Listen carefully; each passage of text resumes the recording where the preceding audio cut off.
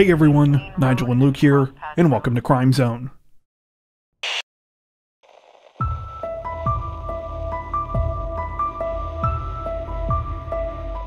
Representatives from Louisiana's Baton Rouge Police Department say that they are on the hunt for a teenage fugitive again this week, after he escaped from the same jail facility less than 2 weeks ago while being held on murder charges. According to reports, 17-year-old David Atkins first broke out of the East Baton Rouge Juvenile Detention Center on November 14th. He and another inmate, 17-year-old Jeremiah Green, escaped after a fight broke out at the facility caused by a prison transfer. The pair took advantage of the resulting chaos, managing to get past guards unnoticed. The teens were both recaptured less than 48 hours later. Though prosecutors asked for Atkins to be sent to a more secure facility after this first incident, it appears that the courts were too slow to act. Late on November 25th, he somehow escaped a second time, accompanied by another inmate named Willie Jackson. So far, authorities say that they are still on the hunt for both teens and have not shared the details of their breakout. According to local media sources, Atkins is facing murder charges in connection with the death of a 28-year-old man named George Cotton. It's alleged that Atkins killed Cotton following an argument in a convenience store in August of 2021. Anyone with information concerning Atkins or Jackson's whereabouts is asked to contact Capital Region Crime Stoppers at 225-344-7867 or to call 911. The teens are considered armed and dangerous, and members of the public are advised not to approach them.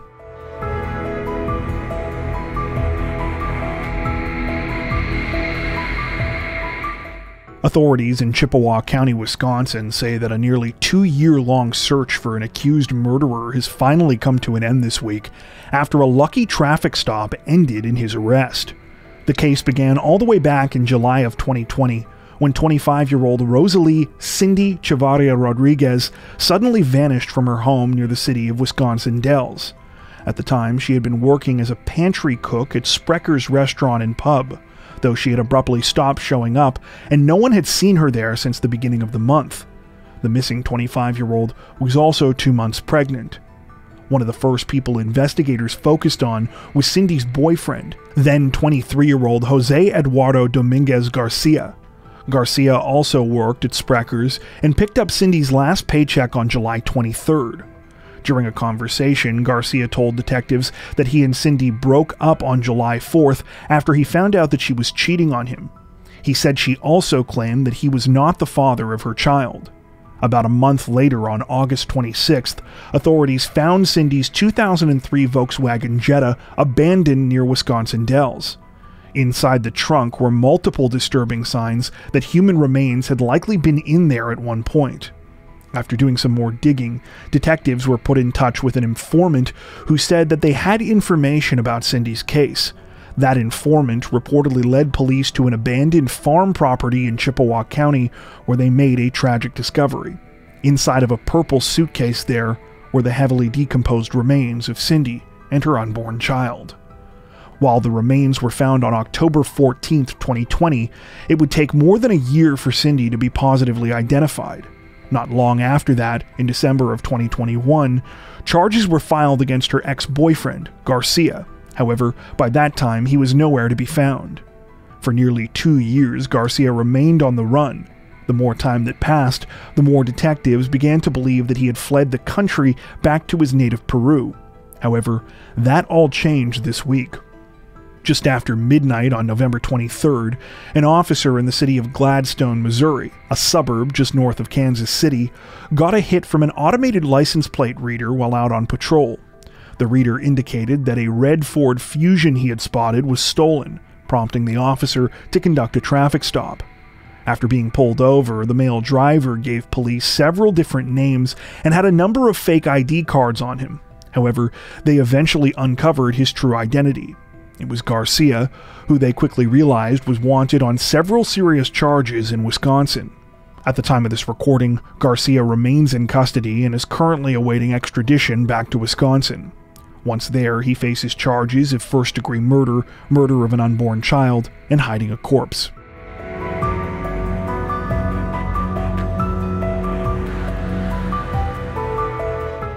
Authorities in the city of Jasper, Texas, say that the boyfriend of a young mother and popular cheer coach has been charged with her murder this week after she was found dead under awful circumstances at her apartment several days ago. The case began in the early morning hours of November 18th, when 24-year-old Rosalind Lewis was discovered dead inside of her unit at the Murtis Village Apartments. She had been brutally beaten, and her autopsy revealed that she had died of blunt force trauma. According to a GoFundMe set up by Rosalind's family, she had 3 young children between the ages of 2 and 5, all of whom have now been left without a mother. The 24-year-old was well known locally as a passionate cheer coach. She worked with Jasper Youth Cheer as well as Stunning Stars Cheer and Dance, an organization she co-founded while she was still in high school. Rosalind's family say that she dreamed of becoming a veterinary tech, and one of her greatest goals was to lead the Stunning Stars cheer team to the state championship. According to reports, the 24-year-old's boyfriend, 23-year-old William Christian Thomas, has now been arrested and charged with murder. His bond has been set at $1 million.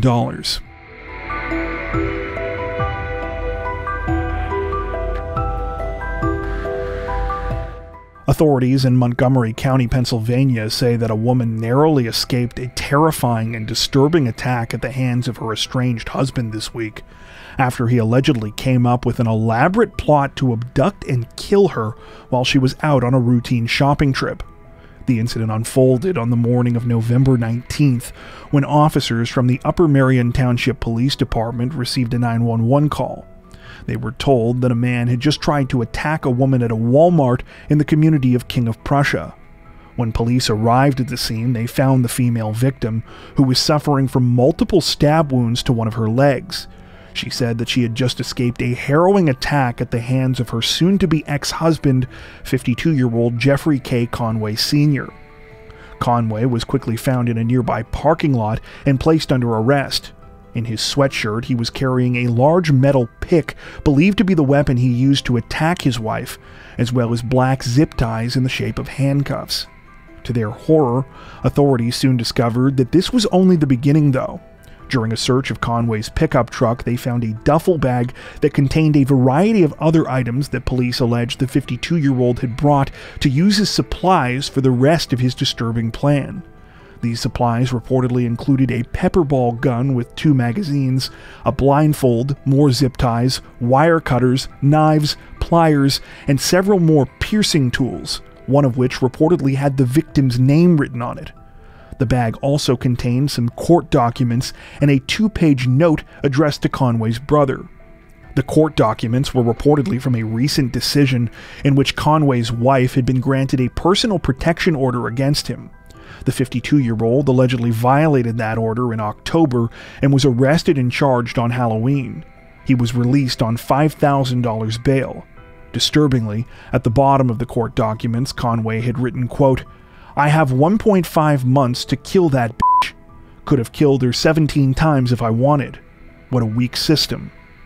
Things got even more unsettling when investigators read the 2-page letter that the 52-year-old had left for his brother. It was inside of a manila envelope with the words "Read Last" written on it, and reportedly outlined Conway's horrifying plan.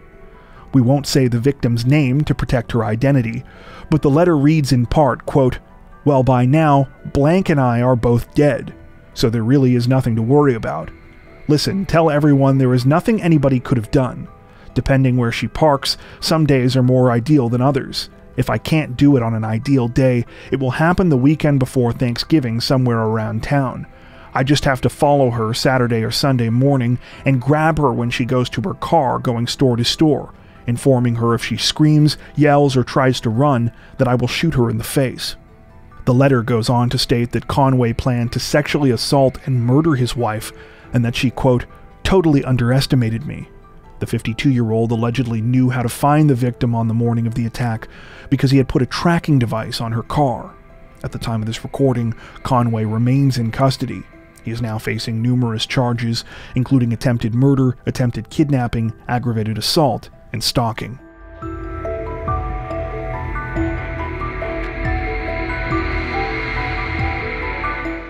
Representatives from the Michigan State Police and the ATF say that a pair of men are looking at some serious prison time this week after they were slapped with federal charges in connection with the theft of more than 120 guns from a sporting supply store. The incident unfolded on the night of November 16th when the suspects, Darnell Bishop and Dontrell Nance, allegedly ambushed the store manager at a Dunham Sports location outside his home.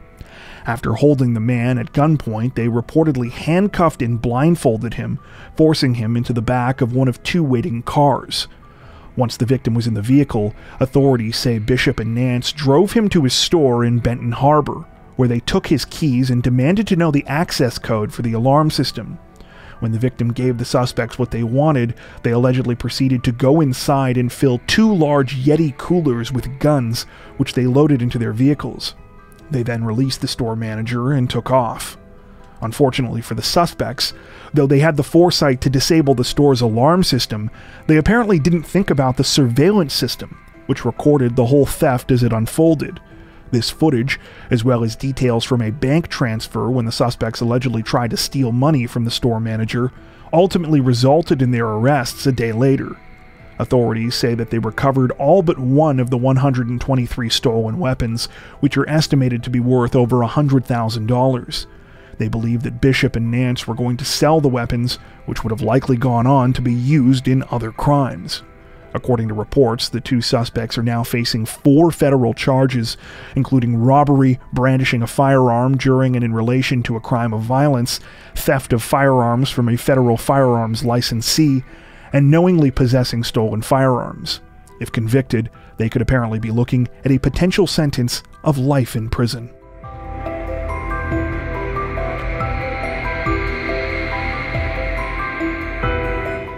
A 39-year-old Florida woman's hide-and-seek skills apparently weren't enough to save her this week when she tried to get creative while avoiding arrest, but police found her anyway.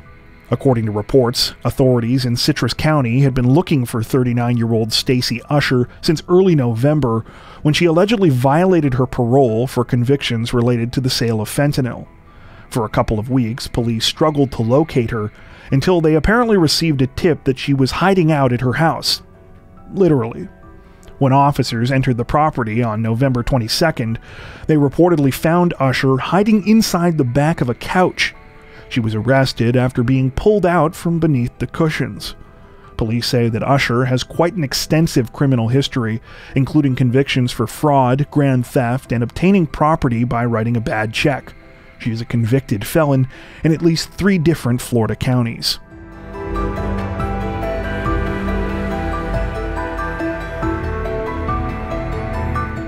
Authorities in Custer County, Colorado say that a 45-year-old man is in custody this week after he allegedly shot and killed 3 of his neighbors and critically wounded a 4th during an argument over a long-time property dispute. According to reports, the disturbing incident unfolded at around 1 p.m. on November 20th, when officers from the Custer County Sheriff's Office were called to a rural property about 8 miles from the town of Westcliff.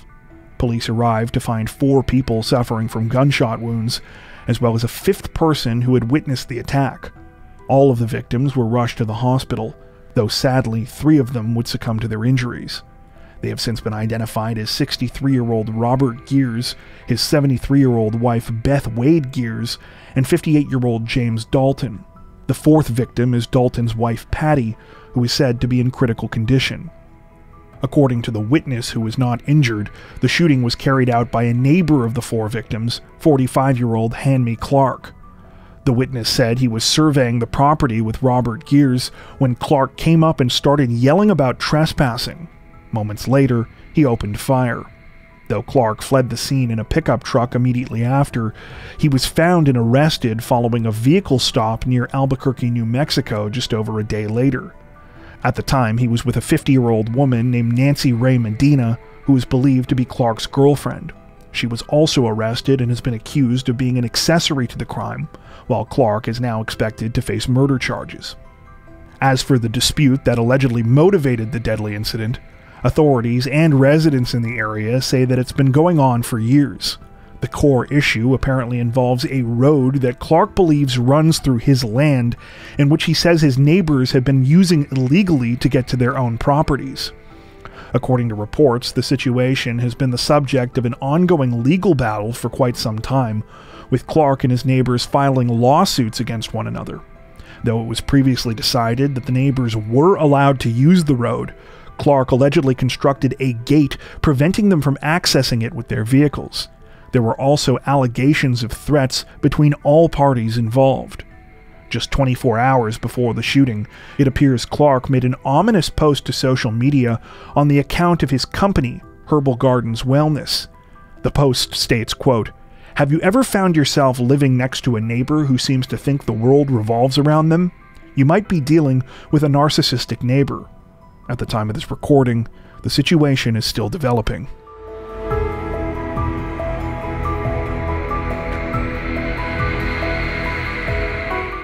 Authorities in Greene County, Ohio say that they were investigating a terrifying shooting attack this week after a gunman walked into a busy store and opened fire on shoppers, wounding 4 people before turning his weapon on himself. According to reports, the incident began shortly after 8:30 p.m. on November 20th, when 20-year-old Benjamin Charles Jones walked into a Walmart location in the Dayton suburb of Beavercreek. After making his way to the frozen food section, the 20-year-old allegedly began shooting, causing terrified customers and employees to run for their lives. While it's unclear how many rounds Jones fired, a witness who took to social media immediately after the attack stated that she had heard at least 10 gunshots after he walked past her. By the time police entered the store minutes later, the 20-year-old was found dead after having allegedly turned his weapon on himself. A high-point .45 caliber carbine long gun was found with his body. 4 people were reportedly wounded during the shooting, with 3 of the victims said to be in stable condition. The 4th victim is described as being in critical but stable condition. In the aftermath of the shooting, authorities stated that they were still trying to learn more about Jones and the alleged motive behind the chilling attack. The FBI has since released a statement saying that the incident, quote, "may have been at least partially inspired by racially motivated violent extremist ideology, though they have yet to release any specifics." Further reports provide some insight into what the FBI could be referring to, with some stating that Jones held a wide variety of conspiratorial beliefs that he wrote about extensively in journals. Another source who spoke to local media claimed that he kept a Nazi flag hung up on his bedroom wall and that he was socially isolated after attending a completely online Christian school, saying, quote, "He was not socialized. He spent all his time at home. I don't think he was able to deal with conflict, girlfriends, breakups, and everything else." All of that being said, it appears that all of the victims that Jones shot during the attack were chosen completely at random. Another question that still remains unanswered is how the 20-year-old was able to obtain the weapon used in the attack. According to reports, it was purchased 2 days prior, though Jones should have been banned from buying firearms due to previous mental health issues. In the last 3 years, he had been both voluntarily and involuntarily admitted to psychiatric facilities on 72-hour holds at least 3 times. At the time of this recording, the situation is still under investigation. Before we wrap up, we'd like to take a second to give a huge shout out to everyone who has made it this far into the video. Seriously, thank you so much for watching. If you found today's upload interesting and informative, we'd be honored if you consider liking and subscribing, as well as hitting the notification bell and selecting all notifications to stay up to date with our latest releases. If you're looking for additional ways to help support the channel, we'd love to have you join us over on Patreon. Patrons get ad-free and early access to all of our content, as well as 4 additional stories per week for each of our Crimes of the Week and Crimes of the Week International videos. You can learn more at patreon.com/crimezone, where you'll also find some of the fine folks whose names are currently on screen. All that being said, we understand that not everyone has the means to support financially, and that's totally okay. We appreciate every like, sub, share, and comment that you send our way. Once again, thanks so much everyone, and take care.